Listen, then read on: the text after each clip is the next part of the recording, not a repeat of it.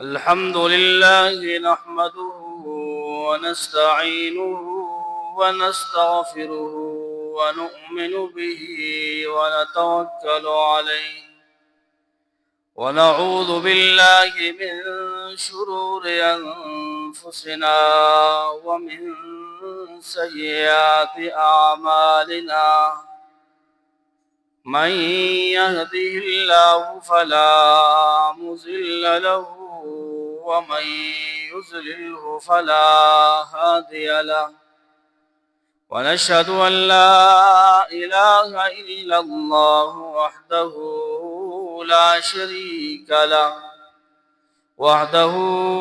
شريك له وأشهد أن محمدا عبده ورسوله أما بعد فأعوذ بالله من الشيطان الرجيم بسم الله الرحمن الرحيم محمد رسول الله والذين معه أشداء على الكفار رحماء بينهم تراهم ركعا سجدا يبتغون فضلا من الله ورضوانا سيماهم في وجوههم من أثر السجود وقال النبي صلى الله عليه وسلم اللهم أعز الإسلام بأحب هذين الرجلين إليك بأبي جهل أو بعمر بن الخطاب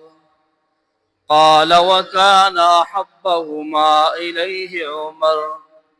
سبحانك لا علم لنا إلا ما علمتنا إنك أنت العليم الحكيم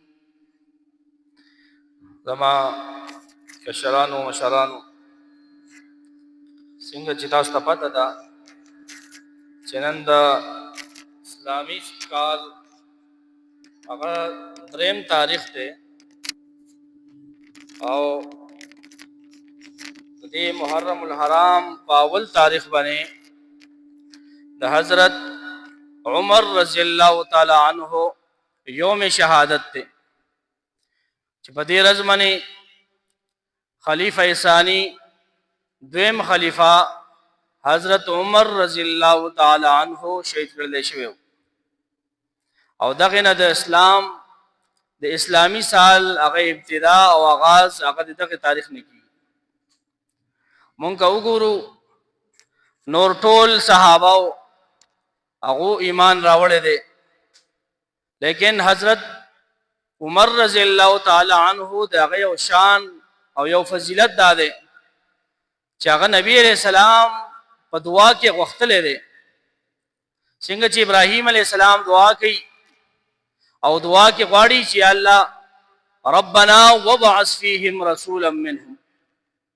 کې الله دوی او نبی ولېږي چې هغه دوی ته قرآن او سنت او حکمت تعلیم ورکړي نو چې ابراهیم علیہ السلام دعا کوي او د هغه دعا ثمره چې قبلي کین او هغه نبی علیہ السلام راځي او بیا چې نبی علیہ السلام دعا کوي او نبی علیہ السلام دعا کې دا وایي یا الله په دې دوه کسانو کې هغه یو کس لته اسلام لا په دوړو کې یو ذریعہ سره عزت ورکا یو عمر بن هشام چې هغه ته ابو جهل ویلېږي او یو عمر بن خطاب چې نبی علیہ السلام دعا کوي یا الله دې دوړو کې یو مسلمان کې چې کوم یو تا ته خوخي یا الله هغه مسلمان کې او د هغه په ذریعہ سره اسلام ته عزت ورکړي نو هغه دعا قبلي کی او الله ته حضرت عمر رضی الله تعالی عنہ هغه خوخو الله پاک هغه اسلام او د دین او د ایمان توفیق ورکو حضرت عمر رضی الله تعالی عنہ مسلمان شو نو دا حضرت عمر رضی الله تعالی عنہ دا د نبی علیہ السلام د دعا نتیجه ده او ثمره ده او حضرت عمر رضی الله تعالی عنہ انتہائی بہادر او ډیر یو جرأتمند کسو چې کله مسلمان نو بیا هم د هغه د بهادرۍ کیسې هغه مشهوري وي او چې مسلمان شو نو بیا الله پاک د حضرت عمر په ذریعه سره اسلام لا عزت ورکو او د حضرت عمر رضی الله تعالی عنہ د مسلمانې دوه هغه واقعیا داسې ده چې حضرت عمر رضی الله تعالی عنہ یو ورځ تور راغسته دا روان دي چالاری کې وکړو ورته وی عمر چرته رواني حضرت عمر ورته وی زما او د نبی علیہ السلام معاذ الله د نبی علیہ السلام قتل کوم نبی علیہ السلام قتلوم نو هغه سوال تپوس کول ول تپوسو کو وی ته نبی علیہ السلام پسې زی او خپل د خور او خپل د اوخي خبر ناخلی چې ستا خور فاطمه بنت خطاب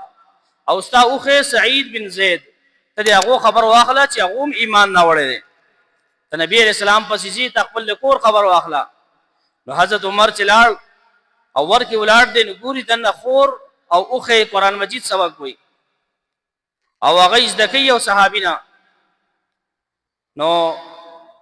حضرت عمر ورکی ولاد دی او دا قران واورید او چې دنه د خور ته پته ولګی دا چې زما رور راغې نو خور او اوخه زرغونی کم چې قران سوا هغه پټکړه وکي نسل نو حضرت عمر رضی الله تعالی عنہ راغې او تپوس دي کوي تاسو اوسه پوری شي وي ما واورید تاسو سوي نو هغه خور اوخه ورته وي چې مونږ ځان له خبرې کولې مونږ ځان له هیڅ نه وي چونکه حضرت عمر رضی الله تعالی عنہ هغه وخت مسلمان شوی نو حضرت عمر رضی الله تعالی عنہ ورته بیا وی چې تاسو سوي ما ورید تاسو ما ته اوخه تاسو سوي نو دې کې ورته اوخه وي چې مونږ مسلمان شوی او مونږ دا قران وي نو حضرت عمر رضی الله تعالی عنہ خپل هغه اوخه سره په جنگ شو او هغه ډیر زیات وو زخمی ک دغه کې خور را پاسلا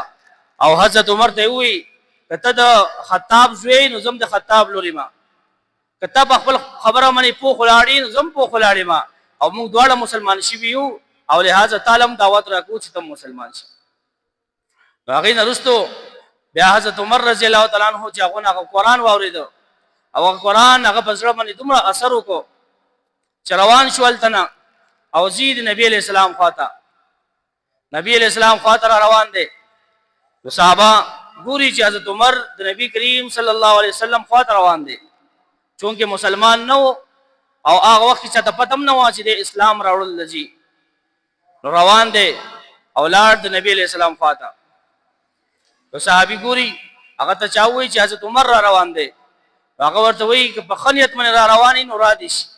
او که په بدیت را رواني نو الله واغله کافی حضرت عمر راغه او نبی کریم صلی الله علیه وسلم په مجلس کې شریک شو او نبی علیہ السلام ته وی ما دا کلمه وایا بیا هغه وخت حضرت عمر هغه مسلمان شو او دا مسلمان دا ځکه شو چې نبی علیہ السلام په دعا کې غوښتي چې یا الله یا حضرت عمر یا عمر بن هشام چې ابو جهل ورته لګيږي دې دواړو کې یو کس مسلمان کا او په دې دواړو په ذریعہ سره اسلام له عزت ورکا چونکه دا دواړه ډیر مشرانو په دې عرب کې او دغه شان د خبره ومنه کېدا او بهادر نو نبی علیہ السلام هغه دعا قبول شو او عمر بن خطاب رضی الله تعالی عنہ ایمان راوړ نو موږ وګورو نور صحابه هغه د نبی علیہ السلام مریدان دي مریدان صحابه ورته لکېږي لیکن حضرت عمر مراد نبی کریم صلی الله علیه وسلم دي نور مریدان نبی دي او حضرت عمر هغه مراد نبی دي چې نبی علیہ السلام په دعا کې غوښته دي نو د حضرت عمر رضی الله تعالی عنہ پراتلو سره الله پاک هغه اسلام ته عزت ورکړ نور مسلمانان هغه د اسلام سره عزت مومي چې اسلام راوړي نو عزت ورته ملاوي شي او حضرت عمر په ایمان راوړل سره الله پاک اسلام له عزت ورکړ او بیا د حضرت عمر رضی الله تعالی عنہ هغه کارکردګي چې عرب بیا صرف دین صرف په عرب کې نو بلکې روم او ایران پورې حضرت عمر رضی الله تعالی عنہ رسو او روم او د ایران هغه کم غټ غټ طاقتونه چې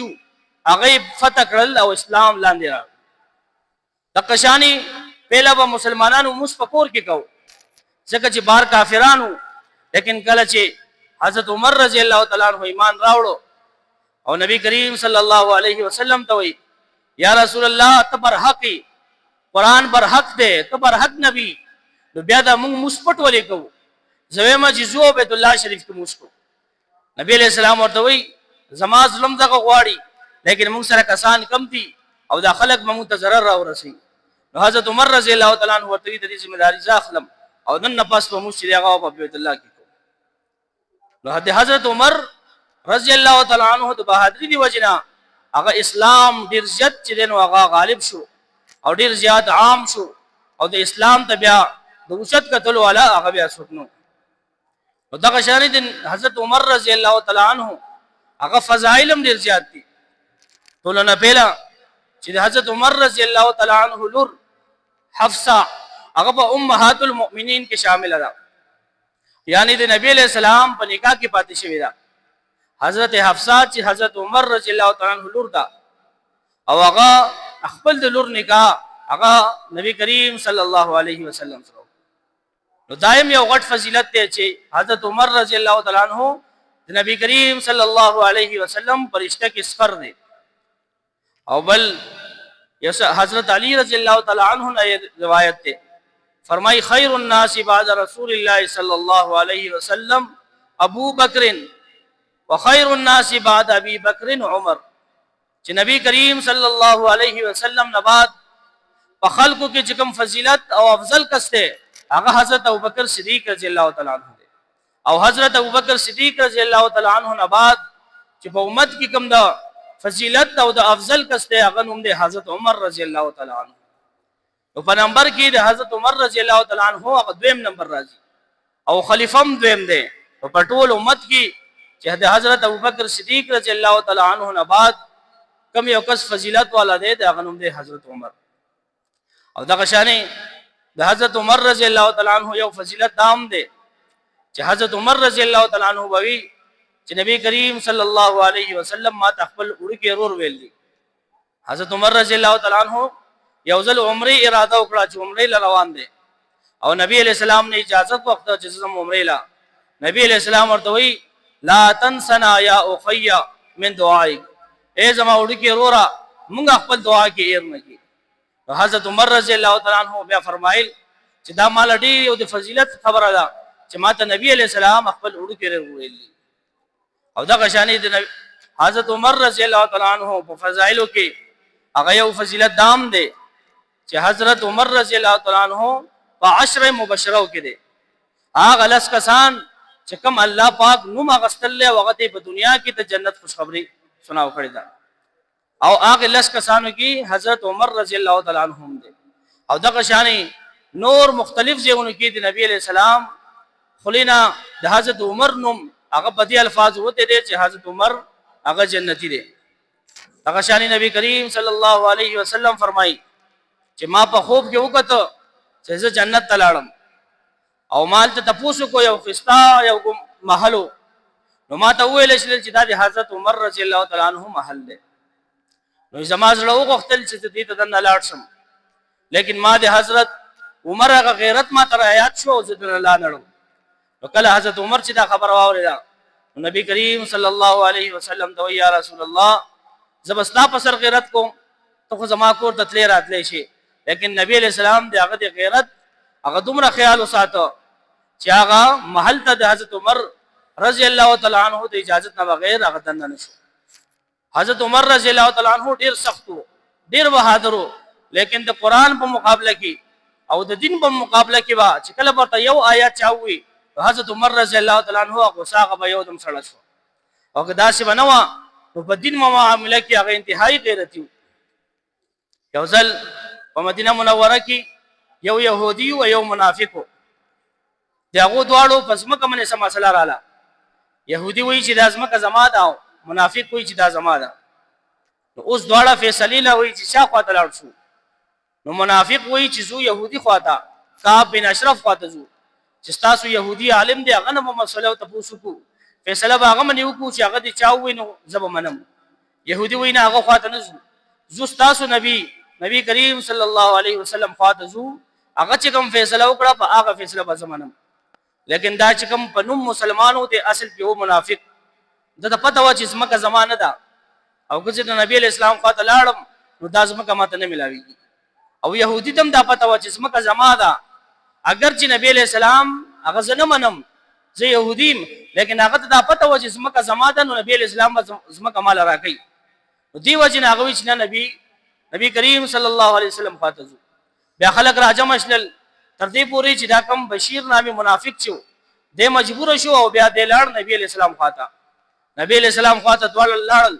نبی علیہ السلام د يهودي او د منافق دوارو خبر واوریدا او بیا فیصله وکړه چې دا ځمکه د يهودي ده، دا ځمکه د يهودي ده. او منافق ته وی چې تب خپل د ځمکه به ته حواله کی او دې کې بس هیڅ کار نه. لیکن هغه منافق هغه د نبی علیہ السلام هغه فیصله باندې چوپ خوشو، لیکن بار راوته او بیا د يهودي ته وی چې زو او حضرت عمر باندې خپل فیصله کو. حضرت عمر خواته زو او هغه ته وی چې مو فیصله وکا. نو يهودي ورته وی صحیح شو چې نبی علیہ السلام فیصله وکړم، د دې نه پاسه ته ارچا خواته چې تاسو تیار. حضرت عمر رضی الله تعالی عنہ خواته لاړل او هغه ته وی چې زموږ داسې مسله ده حل کا. حضرت عمر رضی الله تعالی عنہ ورته فرمایي چې چونکې دا خو یو غټه يهودي دی بل غټه مسلمان دی، منافق دی، خو سامنے خلکو ته مسلمان اخکاری او چاته پته نه.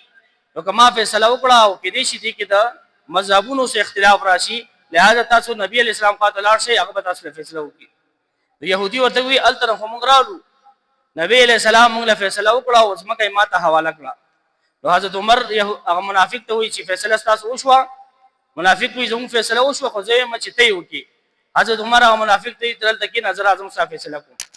د نلاړ او یو تیر تور راغستا او راغه د منافق سره وو او بیا دا اعلان وکړو چې کوم کس نبی کریم صلی الله علیه وسلم فیصله نه مني هغه نه بعد حضرت عمر باندې فیصله کوي او داغه فیصله بعد حضرت عمر د تلوار کوي. نو داود حضرت عمر هغه دینی غیرت چې بدین باندې هغه انتهایی سختو او بدین په معاملې کې باغه اچا سره نرمي نه کولا او هغه په غصه مخ کې با چا آیت وی یا به حدیث وی چې دې حدیث دا مطلب دی، لہذا دا خبره داسې ده. نو یو دم به هغه غصه چې دا غسړه شو. نو دا د حضرت عمر رضی الله تعالی عنہ هغه فضیلتونه او دغه شانی رسول الله صلی الله علیه وسلم فرمایي حضرت عمر ته چې عمر ان الشیطان یخاف منک یا عمر، اے عمر شیطان هغه ته تانه یریږي او ته چې په کوم لار رواني نو شیطان هغه لار پریدي. دا د حضرت عمر هغه جرأت او بهادرۍ او د هغه مثال دی. دا حضرت عمر رضی الله تعالی عنہ یو عظیم شخصیت او د مسلمانانو دویم خلیفہ. دا یکم محرم دغه د یوم وفات رضا په 26 ذی الحجه باندې په مسکی یو مجوسی ابو لولو فیروز مجوسی راغه او حضرت عمر رضی الله تعالی عنہ باندې حمله وکړه او حضرت عمر رضی الله تعالی عنہ زخمی کړ. بیا درې سلور رضی حضرت عمر رضی الله تعالی عنہ خپل په بستر باندې او زخمی حالت کې پروتو. هغه نه بعد چکته ول پته ولګی دا چې زما زخمونه جوړیږي نه او زما د تلو وخراغه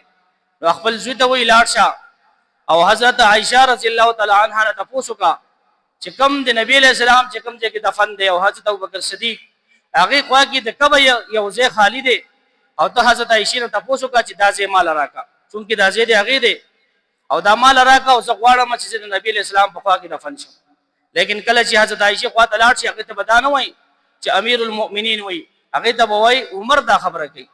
دا سني چې هغه د امیر المؤمنین د دې وجه مال دا ځای راکی، هغه ته صرف عمر وای چې عمر وای چې دا ځای مال راکا. نو چې کله لاړ او حضرت هغه زوی لاړ او حضرت عائشہ رضی الله تعالی عنها ته وای چې زما والد حضرت عمر دا فرمای چې زما دا یو اخیری خواهش ته چې نبی علیہ السلام په خوا کې دفن شي او کته دا ځای مال راک نو په ما باندې بستا ډیر غټ احسان. نو حضرت عائشہ رضی الله تعالی عنها فرمای چې دا ځای خو ما ځان لای خو ځکه چې یو بګي زما خاوند دی چې حضرت محمد صلی الله علیه وسلم، ایو زما والد ته حضرت ابوبکر صدیق رضی الله تعالی عنہ. ما دا وختل چې زه ته په خوا کې دا ځای ما ځان لپاره خو چې دفن شم، لیکن ما منی د حضرت عمر یو احسان دی او هغه احسان زنشم رولې زکه د ځای چې د حضرت عمر لور کو او بیا یې چې هغه ما منی څه احسان دی چې کله منافقینو په ما منی تهمت لګاو عبد الله ابن ابی او په ما منی غلط تهمت لګاو نو نبی کریم صلی الله علیه وسلم ډیر پریشان شو او په جمعه تلاړ او پریشانه حال کې ولاړ دی او صحابه سره مشوره کوي اے زما صحابه مال مشوره راکړي چې څوکم نو وی څوک صحابي پاسي او هغه دا وی چې یا رسول الله تعالی پر خزي سے کمی خو نه دي حضرت عائشہ باندې تهمت لکی ته پرې د بل بتو کی تعالی زمونږه لوڼه خويندې هغه تانه قربان ته بل خزو کی او څوک صحابي را پاسي هغه سم مشوره ور کوي څوک څور کوي لیکن وی حضرت عمر رضی الله تعالی عنہ پاسي دو او نبی کریم صلی الله علیه وسلم ته فرمای یا رسول الله تعالی د دې خبره جواب راکا تا چې د حضرت عائشہ سره نکاح کو تا خپل په خوخه کړو کته دی الله په خوخه کړو نبی کریم صلی الله علیه وسلم ورته فرمایي ما دی الله په خوخه کړو حضرت عمر ورته وی یا رسول الله چې تا دی الله په خوخه کړو مستا په جسم باندې ګنده چې دینو هغه مچ نشي کې ناشته ستا په خوراک باندې هغه ګندګي نشي کې ناشته ستا په جسم باندې ګندګي هغه نشي لګي ده نو بیا په ستا په بستر باندې الله پاک یو ګنده خزه په ستا په بستر باندې څنګه پری دي لہذا حضرت عائشہ رضی الله تعالی عنها هغه صفادا او هاذا بهتان عظیم دا کوم بهتان چې په دې من لګیدل دا یو الزام دی یا رسول الله ته حضرت عائشہ رضی الله تعالی عنها سره دغه خپل نکاح برقرار وساته